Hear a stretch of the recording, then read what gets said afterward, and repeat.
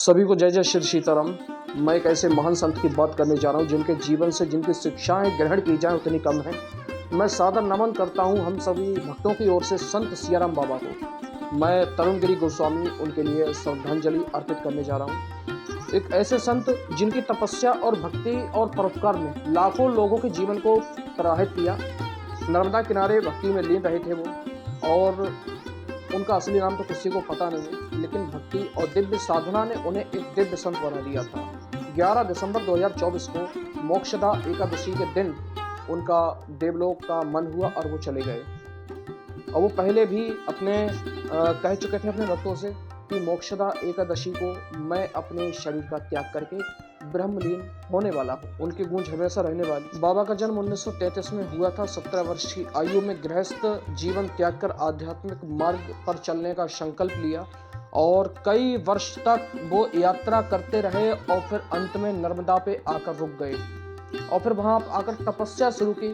12 वर्षों तक मौन रहकर तपस्या शुरू की और खड़े रहकर, और जब मौन टूटा तो पहला शब्द उन्होंने कहा सिया राम, जो उनकी पहचान बन गया और सब उन्हें सियाराम बाबा के नाम से जानने लगे।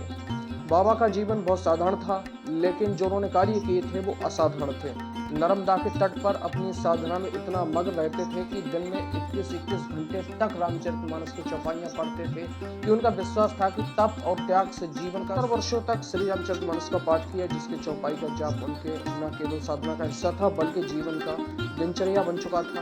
उनकी सादगी के बहुत सारे एग्जाम्पल हैं। वो हमेशा सिर्फ एक ही लंगोटे में रहते थे, चाहे कोई सा भी मौसम क्यों ना हो।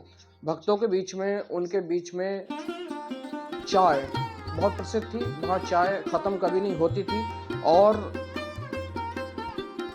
वहाँ जाने वाले हर भक्त को चाय पिलाते थे, जो उन्हें दिव्यात्मा बनाता है।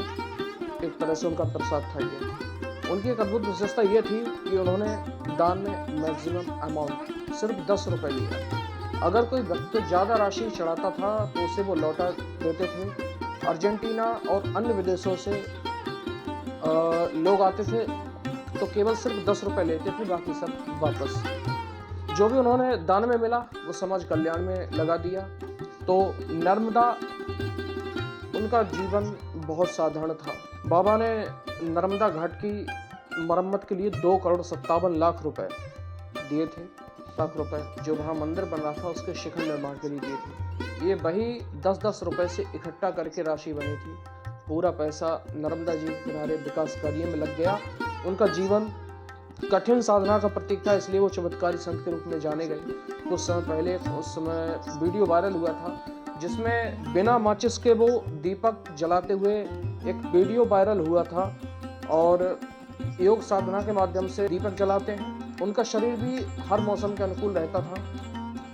11 दिसंबर 2024 को मोक्षदा एकादशी के दिन उनका शरीर पूर्ण हो गया और उन्होंने अपनी अंतिम सांस ली। पूरे देश में शोक की लहर फैल गई और उनकी अंतिम यात्रा में लाखों श्रद्धालु आए।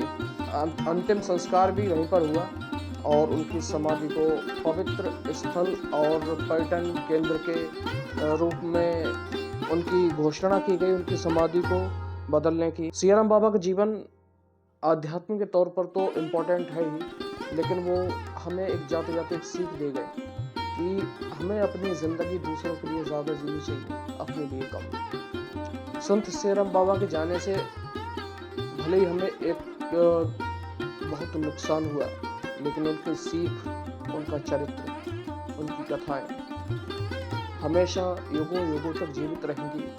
और नर्मदा माता के किनारे किया गया उनका कार्य, उनकी तपस्या हमेशा अमर रहने वाली है। तो हम श्री सियाराम बाबा से सच्चे हृदय से प्रार्थना करते हैं कि वो हम सभी पर अपना आशीर्वाद बनाए रखें। जय जय श्री सीताराम, जय सियाराम। इस वीडियो के माध्यम से मेरा प्रयास था श्री सियाराम बाबा को श्रद्धांजलि अर्पित करने का। तो अगर आपको ये वीडियो पसंद आया है तो लाइक, सब्सक्राइब, शेयर करना मत भूलिएगा। अपने दोस्तों तक भी शेयर करिएगा। मिलते हैं अगली वीडियो में, तब तक के लिए नमस्कार।